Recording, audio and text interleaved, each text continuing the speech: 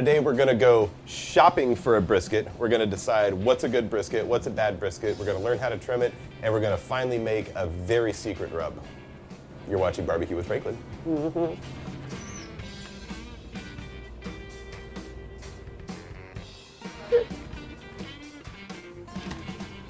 This is a brisket. It comes off the cow. This is the point. This part's the flat right here. So this is going to be the leaner half. This is going to be the fattier half. The way it's situated on a cow is right through here. The lean part goes over the rib cage. The fattier part goes up towards the collarbone, and that's the fattier part. Typically, the problem that most people have is that it's kind of a tough, unsavory cut of meat. So it really does need to be cooked low and slow. What we're really looking for, you can see the marbling right there. That's a good sign. That means it's going to cook down well. It's going to have a lot of flavor. And you're also looking for a thick flat right there. That gives you the idea that maybe this leaner part is going to cook at almost the same rate as the larger part.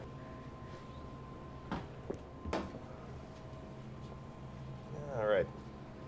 So we're going to open up this here brisket. I'll put on a glove so I don't have any cross-contamination. Got my clean hand in my right hand so I can hold the knife and not get any blood anywhere that I don't want it to go. The knife that I'm using is a narrow curved boning knife, and this is just a real basic one. You can get it at any restaurant supply store. My dad bought me this one for Christmas years ago. I've been using it forever, and now we've got 40 of them. So anyway, kind of open this thing up. You always want to be a little careful not to splatter blood anywhere. I like to use the clean hand, use the knife a lot just to kind of pull stuff out of the way. Don't want any splatters. And then this is what they call a packer cut brisket. This is what you'll get at the grocery store. Still, this is the flat, this is the point, lean part, fatty part. And here in Texas, we split these up when we're cutting them. If you don't trim any fat off of it, it's likely gonna end up too fatty after you cook it, or if you trim too much off and then you try to cook it, it's gonna run out of fat, it's gonna be dry. So you wanna have just about the right amount of fat.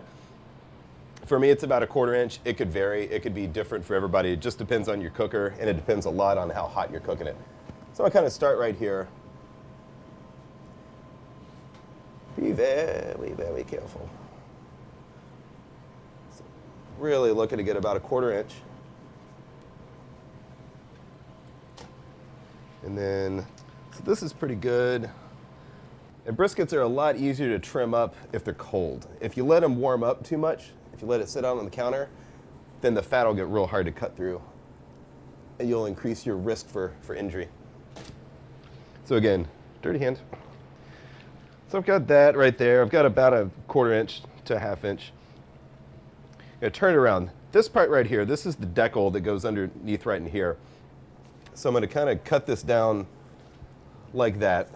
And there's a wee bit of a membrane right there that's not necessarily gonna render out. And then this whole thing, this is the decal. I'm gonna cut that out a smidge. And if you pull it with your hands, you can just lightly follow it with a knife. And then just trim that little guy off. Big old hunk of fat. In Kansas City, this is where the burn ends would come from. But we're not in Kansas City, we're in Texas. And I'm gonna cut that off because it's gonna burn. And I only know that from experience. You could leave it on there and get some great meat, but it's most likely gonna burn a little bit.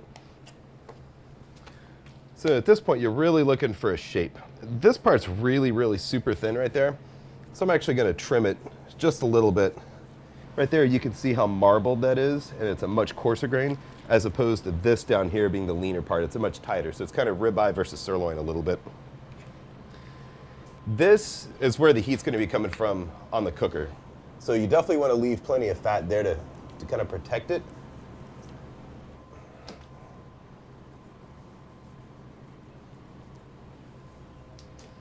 Looking pretty good. So between the two muscles right here, the flat and the point right there, there's a huge layer of fat that goes through there. And if you flip it over, it'll manifest itself right here. And we definitely don't want that, because there's no way that's gonna turn out good. It's a huge chunk of fat. It's not gonna render. It's not a kind of fat that's gonna add any flavor, not a kind of fat that's gonna render out properly. Not even a kind of fat that you could really use to make sausage. So we're just gonna get rid of it and trim it off. That, we don't want to carve any more into this brisket than that. It's kind of aerodynamic. It's enough where the smoke will kind of go over it, the heat will go over it. So that's good enough. We're going to leave that. The other thing is there's a lot of silver skin on the bottom of this. If I was only doing 1 or 2 briskets, I definitely would trim this. If I was doing a competition, I would also very much trim this. And you pretty much trim until you're sick of trimming. You can spend a lot of time or a little time doing this. Me, I don't like to spend much time doing this. Get kind of as much of the silver skin off as you want to. If you get tired of trimming, it's not the end of the world. If you want to really go spend a lot of time on this, it's okay. It'll work out fine either way. A lot of briskets, if you'll look right here, it's got a huge gash in there. That came from the processing plant where this thing came from. And that's something that isn't necessarily a good thing. But when we rub it later, we're going to have to be real careful not to get rub in there, because if we do, then we're going to have a pocket of rub once this thing's cooked, and that's not necessarily a good thing either.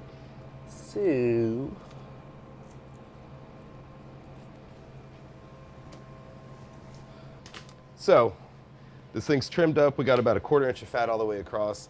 It's looking good. That's trimmed out. It's shaped real nicely. I think we're ready to put some rub on it. I'm about to share some secrets.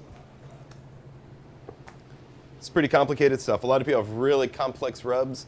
A lot of people put chili powder, cumin, paprika, all kinds of stuff. The way we roll here in Central Texas is half salt and half pepper.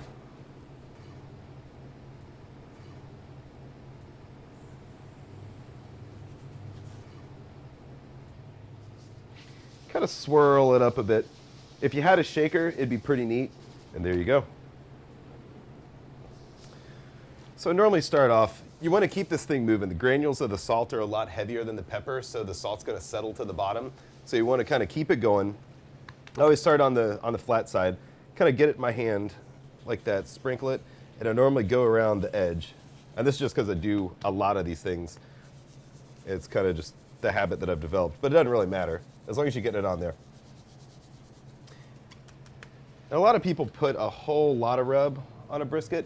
In my opinion, that it's better to go a little conservative on how much rub. You really want the flavor of the meat to shine through. You know, this is barbecue. You can put a lot of rub on something, cook in the oven, and get whatever flavor you want, but it's salt and pepper. It's super simple. I feel pretty strongly about that. Flip it over. Keep it rubbing. Schlurbin, herbin.